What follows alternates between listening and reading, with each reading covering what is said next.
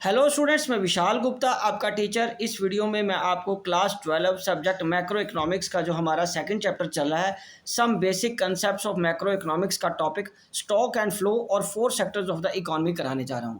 Students, इससे पहले कि मैं ये टॉपिक स्टार्ट करूं, आपको एक बार याद दिला देना चाहता हूं कि यदि आपने मेरे चैनल को सब्सक्राइब नहीं किया हुआ तो आप मेरे चैनल को सब्सक्राइब ज़रूर कर लीजिए। ठीक है जी, तो चलिए स्टार्ट करते हैं इस टॉपिक को। सबसे पहले मैं डिस्कस करूंगा आपके साथ मीनिंग ऑफ स्टॉक। स्टॉक क्या होता है? Stock is a quantity measured eight a particular point of time. कि जो एक क्वांटिटी है किसी आइटम की, उस पर्टिकुलर टाइम पे मेजर की जाएगी तो उसको हम क्या बोलेंगे? Stock. So the capital and quantity of money are notable examples of stock variables. ठीक है, मतलब कैपिटल और जो क्वांटिटी ऑफ मनी है, जितनी मनी आपके पास है, वो एग्जांपल्स किसकी हैं? स्टॉक वेरिएबल्स की। उसके बाद हम अब डिस्कस करेंगे मीनिंग ऑफ फ्लो। फ्लो क्या होता है? अब flow is a quantity measured over a specific period of time. कि एक क्वांटिटी जो मेजर करनी है, ठीक है, मेजर की जाएगी एक स्पेसिफाइड पीरियड ऑफ टाइम में। जैसे सपोज अप्रैल 1 से लेके 30 अप्रैल तक कितनी मनी आपने ट्रांजैक्ट की, चाहे इनफ्लो चाहे आउटफ्लो, चाहे डिपॉजिट चाहे विड्रॉल, चाहे स्पेंड चाहे इनकम, तो वो क्या हो जाएगा? फ्लो। तो जो स्टॉक हो जाएगा वो एज ऑन 30 अप्रैल वो कितना आएगा? ठीक है जी, इसको क्या बोलेंगे? स्टॉक। तो चलिए आगे बात करते हैं। एग्जांपल तो वैसे मैंने आपको समझा ही दिया है। Your bank account shows balance on 30/4 को 20,000। 30 अप्रैल को आपका बैंक अकाउंट बता रहा है 20,000 का balance. Is a stock concept and your deposits and withdrawal are flow concept. कि जो आपने पूरे महीने में डिपॉजिट या विड्रॉल कराया वो क्या हो जाएगा? Flow concept. तो अभी हम नीचे वाले जो मैंने टेबल बनाया हुआ है, चार्ट बना हुआ है छोटा सा, ये इसमें हम स्टॉक की और फ्लो की एग्जांपल्स करेंगे। ये वाला कॉलम जो है स्टॉक की एग्जांपल का और ये वाला है फ्लो की एग्जांपल का।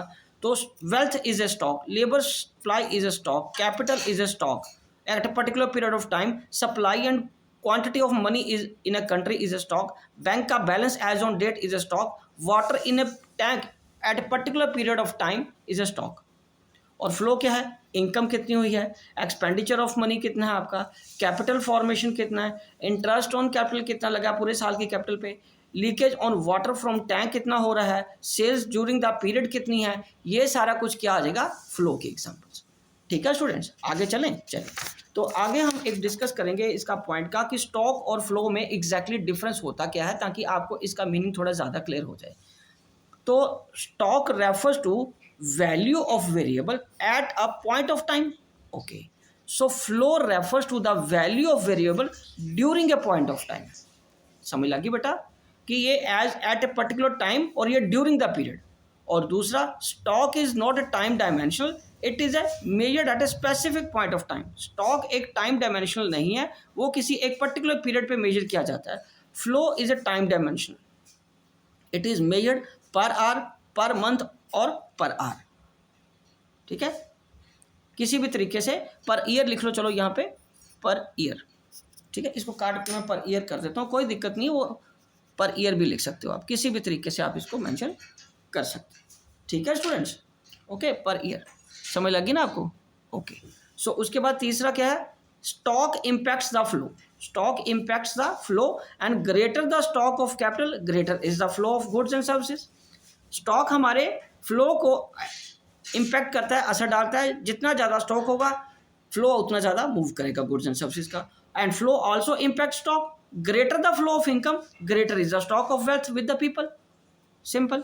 चलिए आगे हम डिस्कस करते हैं mutual dependence between stock and flow. A point is to be noted that stock depend upon flow, likewise flow depend upon your stock. ठीक है जी, okay, withdrawal and deposit. Thus there is a mutual dependence between stock and flow.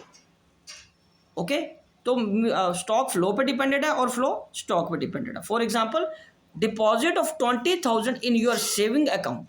ठीक है जी, account on 1 January 2022, this is a stock of your saving.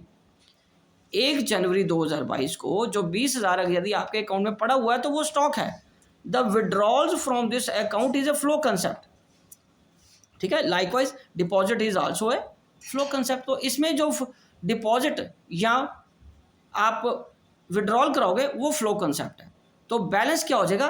Balance of, जिसको हम बोलेंगे bank balance, ये आपका स्टॉक कंसेप्ट आ जाएगा।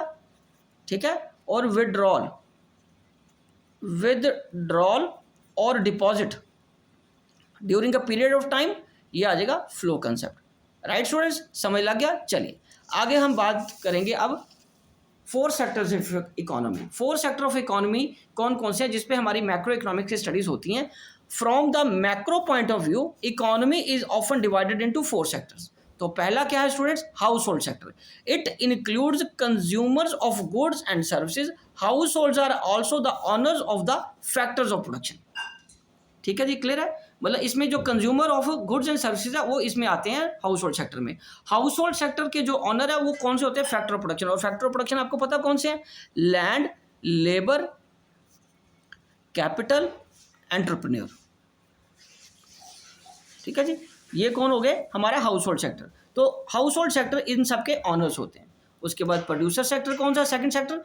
It includes all producing units और firms in the economy for the production of goods and services.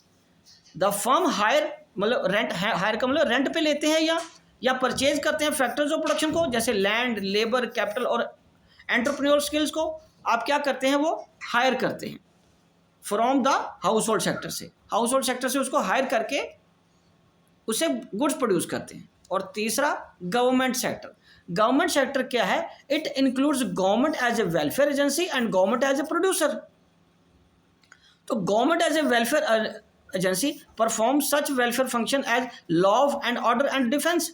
वो तो defence या लॉ एंड ऑर्डर को मेंटेन करती है। As a producer it also produces goods and services. ठीक है जी, चलिए उसके बाद है fourth sector of economy, the external sector, also called rest of the world, also called the rest of the world. So it includes all such activities which are related to export and import of the goods and the flow of capital between the domestic economy and the rest of the world. External sector का मतलब है कि जो हम दूसरी economies के साथ, दूसरी कंट्रीज के साथ ट्रेड करते हैं, चाहे वो एक्सपोर्ट का है चाहे वो इंपोर्ट का है, या उनको गुड्स भेजते हैं या उनसे गुड्स मंगवाते हैं जो हमें चाहिए। और दूसरा क्या है, फ्लो ऑफ कैपिटल। यदि हम दूसरी इकोनॉमी में इन्वेस्ट कर रहे हैं या दूसरी इकोनॉमी वाली कोई और कंट्री हमारे देश में इन्वेस्ट करती है तो उसको क्या कहेंगे, एक्सटर्नल सेक्टर। ठीक है जी, ये थे सारे सेक्टर। स्टूडेंट्स इसमें सेक्टर्स को अंडरस्टैंड करना ज़रूरी है क्योंकि जो हमारा अगला टॉपिक है वो है flow, intersector flow of income, money. ठीक है, और सर्कुलर फ्लो, जो हमें डिफरेंट सेक्टर्स में मनी और गुड्स कैसे फ्लो करते हैं उसको अंडरस्टैंड करेंगे। सो ये सेक्टर्स को समझना आपके लिए बहुत ज़रूरी है। ओके जी, तो पहला सेक्टर मैं दोबारा बता रहा हूँ कौन सा है, हाउस होल्ड सेक्टर। अगला सेक्टर कौन सा है, प्रोड्यूसर सेक्टर। तीसरा सेक्टर कौन सा है, गवर्नमेंट सेक्टर। और चौथा सेक्टर कौन सा है, एक्सटर्नल सेक्टर। ठीक है जी, इसको मैं थोड़ा सा इलेबोरेट आपको और करके बता देता हूँ कि इकोनॉमी आगे दो तरह की होती हैं। एक होती है closed economy, types of economies. Closed economy वो दो तरह की होती है, एक टू सेक्टर इकोनॉमी और थ्री सेक्टर इकोनॉमी।